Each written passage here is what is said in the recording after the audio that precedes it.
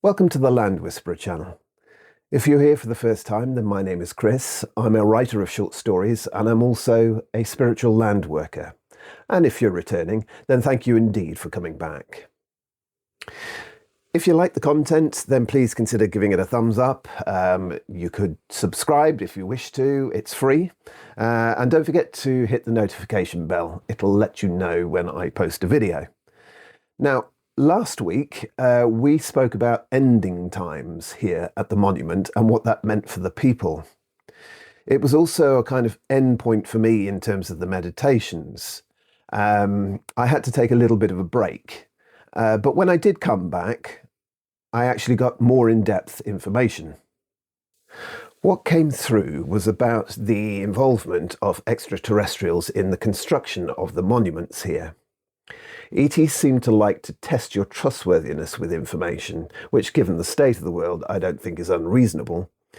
They want to make sure that you don't shout your mouth off about information before you're asked to share it, which, just to be clear, I've been waiting for a year to be able to share it with you now.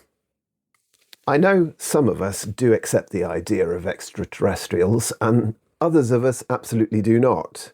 Both positions are absolutely fine, and like most of this psychic work that I actually do, I'll leave that up to you as to whether the video resonates or not. Most of the information that came through in this video concerns the first part of the monument's history, when the wooden circles were in place before the stone circles came into being. There were two types of extraterrestrials working with humans at Stanton Drew at the time of building the first circles. The first group were Pleiadians. They're Nordic-like humanoids. Some of them come from the Taygeta system, located in the Pleiades star cluster near to the constellation of Taurus. The Taygetan society is a matriarchal culture, and it seems fitting then that the Pleiadians were involved with the building of the wooden circles when divine feminine energy had its prominence in the landscape. The Syrians were also involved at the stage of the wooden timber circles at Stanton Drew. The Syrians were from Sirius Beta, the dark star. They were an amphibious race that had long skulls housing two brains and two resonating chambers, which they used to sing. As a recap, between 6550 and 3326 BC, before any of the monuments at Stanton Drew were built, the area was a forest. The trees were considered like brothers and sisters to humans at this period of time. The shamans worshipped the trees because they were able to communicate with higher intelligences through them, and in turn they received higher wisdom from them. At the centre of where the Great Circle now lies, a large hazel tree grew during that early phase. The cattle herders revered it, for the tree was seen as a nurturer spirit, possessing a grandmother type of energy and providing nuts for the people. The hazel tree was considered as the community's wisdom speaker, an oracle if you like, and the shamans interpreted her wisdom for their people. The natural lifespan of hazel is 80 years, which was old in human terms at 3400 BC. So when that first hazel tree started to show signs of old age, the shamans were desperate to keep her wisdom alive. So they selected a sapling and raised it to become a successor. At the same time, they actively sought the ancestors' help to keep the original tree from dying. The shamans thought they were communicating with their ancestors through the tree. Indeed they were, but their ancestors were actually being guided in spirit by the Pleiadians themselves.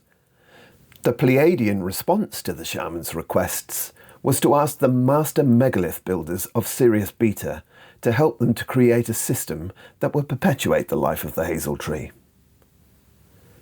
Some Pleiadians use energy like master creationists, using the energy of ether, i.e. from the sea of infinite possibilities, or, if you prefer, the zero-point energy field, to manifest anything that they want instantly in higher densities. In the spiritual community today, we might call that 5D. Their ultimate goal is to teach anyone how to manifest creativity with love and service to others at its heart. They are also healing masters and advisors to humans who are sensitive enough to hear them. They can create gardens or mountains or rivers, whatever they like.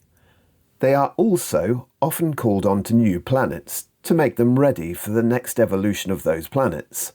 Sometimes their work is seeding the next humanoid species on the planet that they're working on. The Earth herself, or Mother Gaia, is part Pleiadian. There was no physical contact with the Pleiadians or the Syrians at this time. They only appeared to the shamans through their dreams or visions. That's it for this video. I must admit, I got quite excited when I got this information because I wasn't expecting it at the time. For some reason, in receiving it, it felt like I was coming home in some kind of way. It had a really familiar feel to it. I'd be interested to know what you think of it. Does it resonate?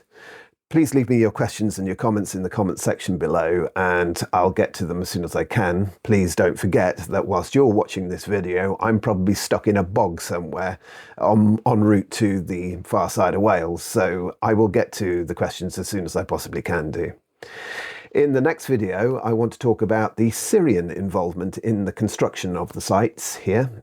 And until then, I wish you unconditional love, as always, and I will see you soon. Bye for now.